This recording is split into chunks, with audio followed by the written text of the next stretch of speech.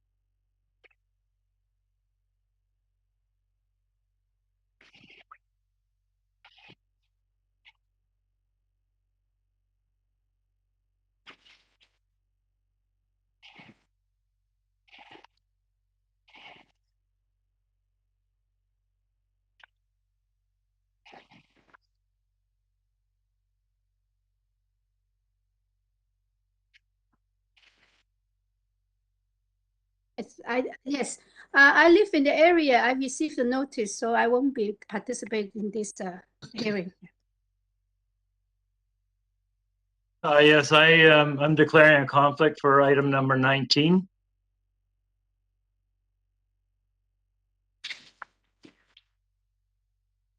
I am acquainted with the applicants.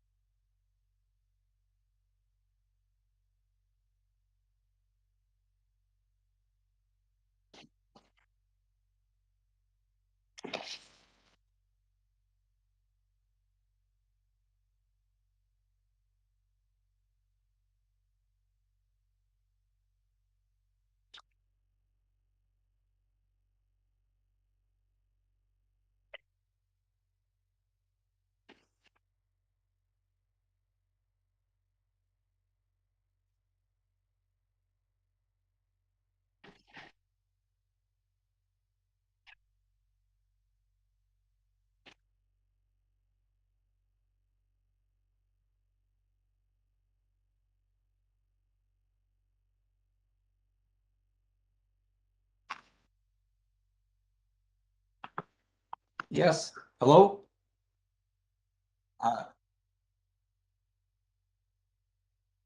Yes, my name is Pedro Pimentel, architect. My address is 111 Floridale Drive in Mississauga.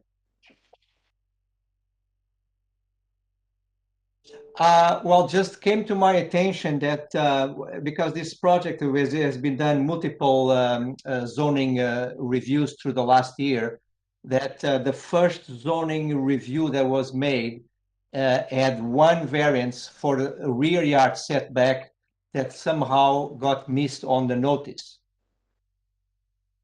So I just emailed to Sabrina, to Nadia, which is the zoning examiner, making note that why was this missed on the notice.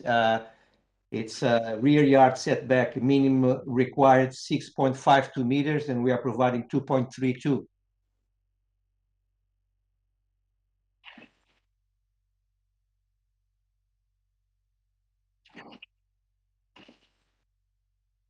I'm sorry about that. I just noticed when I was going through the notes and the multiple ZZCs that were made. So I really apologize for this.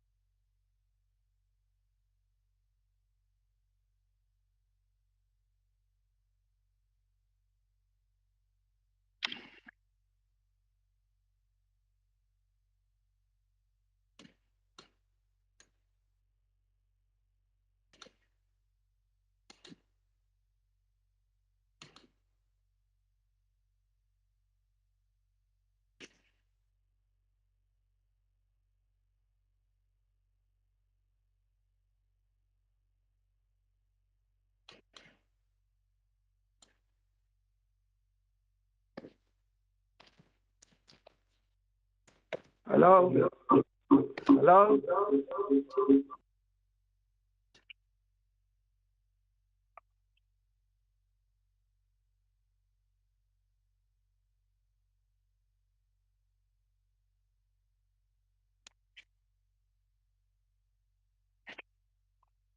Address 234 Augusta Avenue.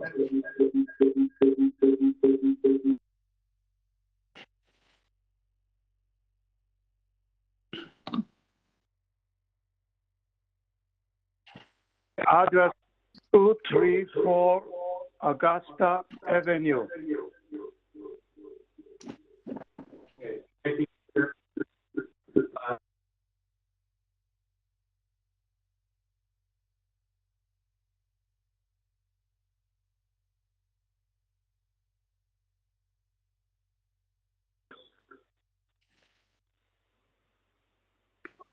Okay.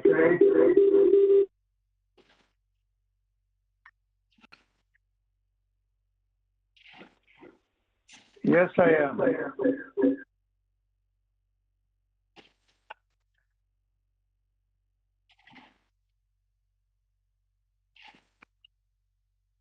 I so move, Mr. Chair, that this item be deferred.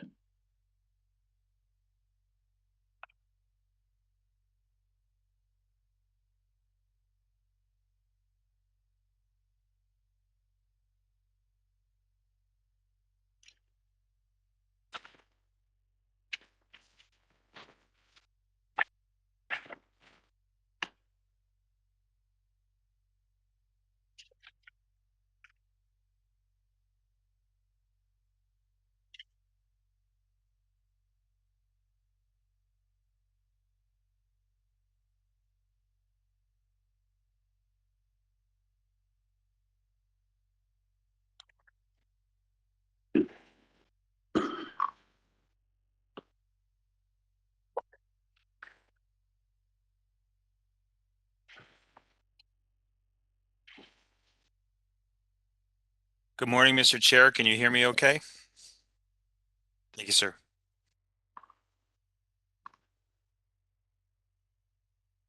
Yes, sir. Last name's Bronskill, Bronskill. First initial is D for David. We're here acting as agents on behalf of the applicant, and in non-pandemic times, sir, the mailing address is at 333 Bay Street, Suite 3400, as we've registered with our thanks with committee staff. Thank you, sir. As you noted, sir, it's a proposal for a new dwelling on the lot. If I could just ask the indulgence of committee staff to put up the presentation materials that Mr. Wengel's office had provided, just so that the committee can see them. Thank you. And just as they're being zoomed in, Mr. Chair, there is, I think, an urban forestry condition that our client has no concerns with.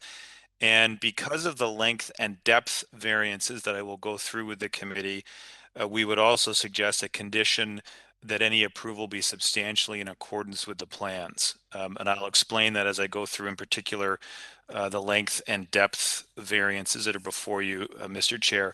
You'll see there is an FSI variance, 73.09. We do have a chart or a map, sorry, later in the package that'll show you that from a quantitative or numeric perspective, it's in the range of FSIs being approved in the area.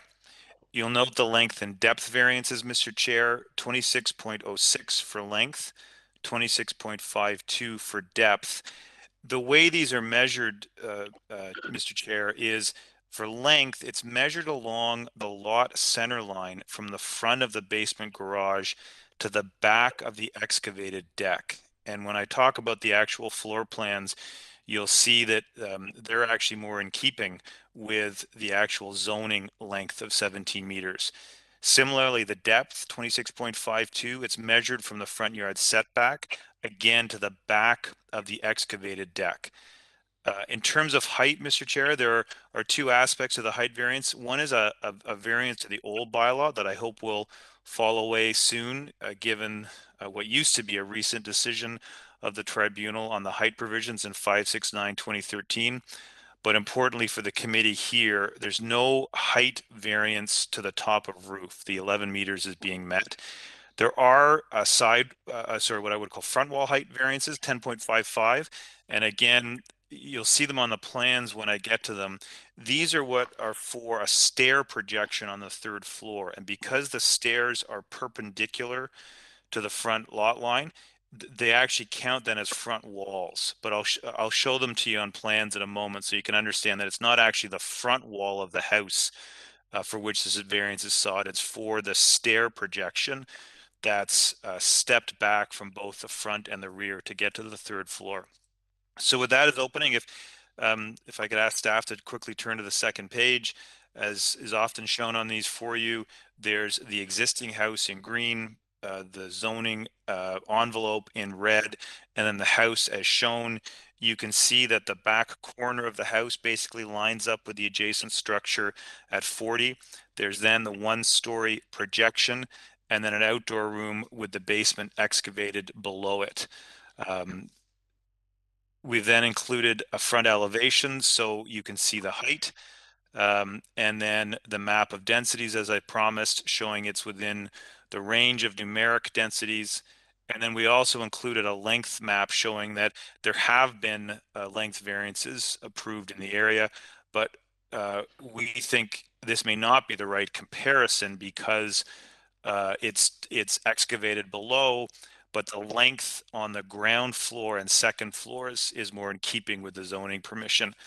And what I mean by that, if you're able to see the plans that are in your package, the ground floor is on page 6 of that package. And the ground floor length from the front wall to the back wall before the breakfast nook projection is actually 16.99 meters with a projection bay window at the front of 0.64. And then the breakfast nook projecting out the back another 2.61 meters. So the first floor length is actually 20.24 to the back of the breakfast nook. When you get up to the second floor, the length is 16.99 meters. And then there's a small bump out or projection of another 1.22 meters. So it's in the range of, just doing my math, 18.21 meters on the second floor. So much more in keeping with what one sees for length and depth. And then on the third floor, when you go up, it's actually only 14.22 meters from the front dormer projections. If you don't go from the front dormer projections, it's actually 13.26 meters on the third floor. So it's a decreasing volume as you go up, and the length and depth are really to enable the excavation under the deck. If staff could just quickly flip, thank you for being in the plans, to the third floor plan, I'll just try my best. You can see the stairs there, thanks to staff.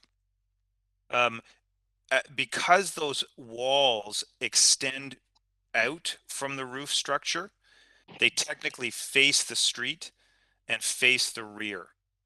So the front wall variances, they're not to the actual front wall of the house, they're to that stair projection.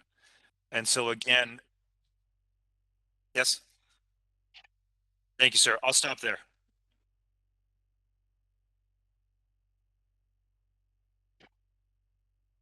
Thank you, sir. I'll stop there. I think that explains all the variances for the committee, and then I'm happy to answer any questions. Thank you, Mr. Chair.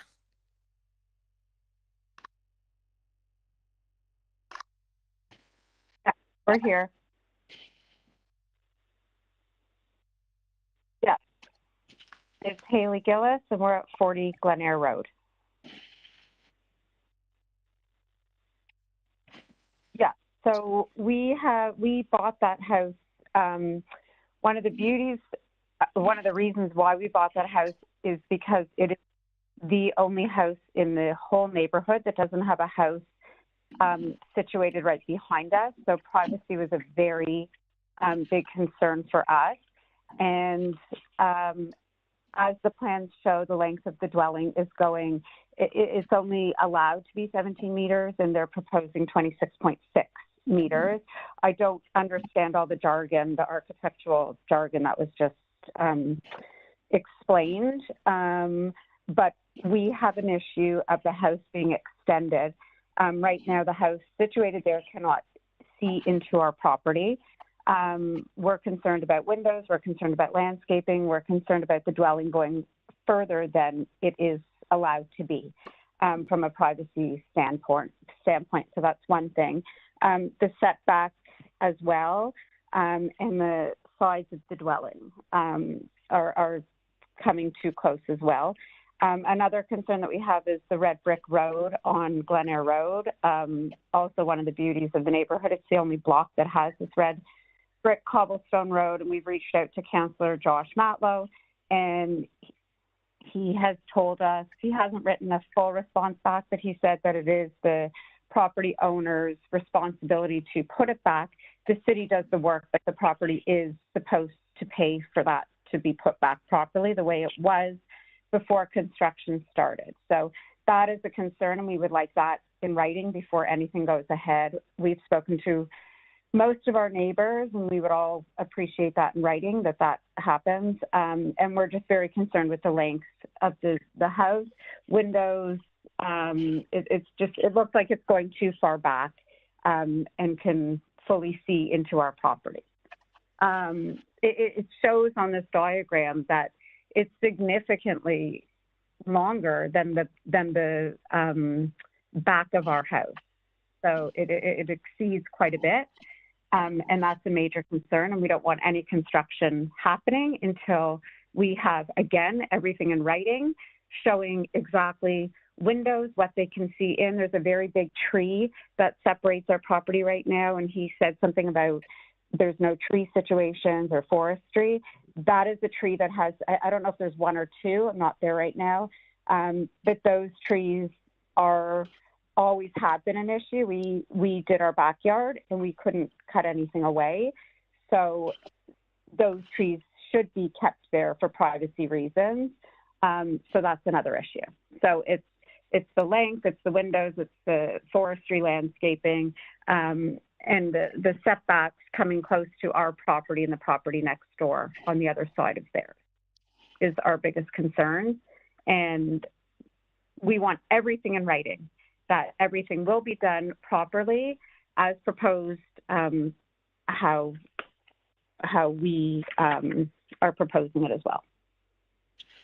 Having lived there for years, this is something that we would like to see. I think that's it. It was the red brick, it was the setback, and the length of the dwelling. Just checking through my notes quickly, sorry. Yeah, I think that's it.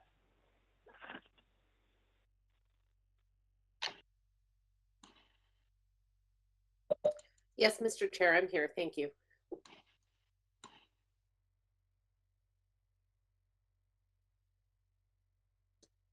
Yes, sir. Thank you. It's Amber Stewart, and my address is 70 Plunkett Road, Unit 6, and I am acting on behalf of Brian Blumenthal and Lisa Mendelson, who are the owners of 2 Ridgewood Road. Thank you. If staff could, yes, thank you. If you could just zoom down to that photo, that will give you an idea of the location of my client's property. It's outlined in red, so they are abutting to the west, and you can see it's an irregular lot that my clients own. So there's a piece that extends that also abuts the north side yard of the subject property. So my clients, you can see from this photo that my clients have a unique relationship with the subject property, which is essentially a side.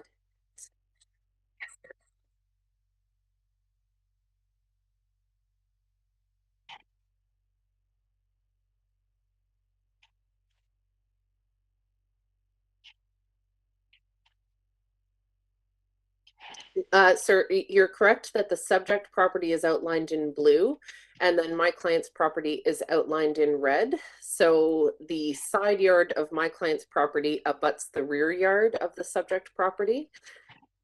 That's very helpful. Thank you. And then there is this portion of their backyard that is irregular that also abuts a section of the north lot line of the subject property.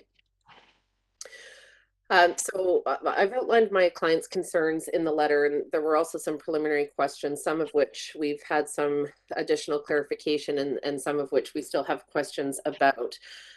Essentially, my clients are concerned due to the unique relationship of these 2 properties to one another. In other words, the fact that my client's side yard abuts the rear yard, and as well their rear yard where they really utilize their backyard. You can see that cabana structure that's in their backyard. It's that white structure that you can see just behind the dwelling.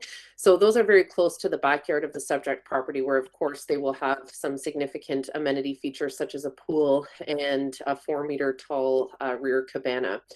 So my clients are also concerned about privacy. They're concerned about the proximity of those structures to the backyard, which relates in large part to the excessive length and depth variances that are sought with this proposal. They also have concerns with overlook that arises from the deck, the balcony that is located on the rear of the 3rd floor. There are also some trees that are located along that common lot line, some of which are boundary trees, some of which are located on my client's property, although they are located on the other side of a fence that is built along my client's side yard. So essentially those are the nature of the concerns. I did indicate in my letter that my clients would be pleased to work with the applicants in an effort to reach a resolution. Unfortunately, we haven't had sufficient time, frankly, to be able to conclude those discussions. We will seek to work with them after this hearing occurs. But in short, my clients do have significant concerns with this proposal as it is currently constituted. In the event that it is approved, you've heard from Mr. Bronskill that his client would support a condition requiring construction substantially in accordance with the plans, and my client certainly would seek the imposition of that condition at a minimum if this application is approved. Subject to any questions you have, those are all of the comments that I intend to make at this time.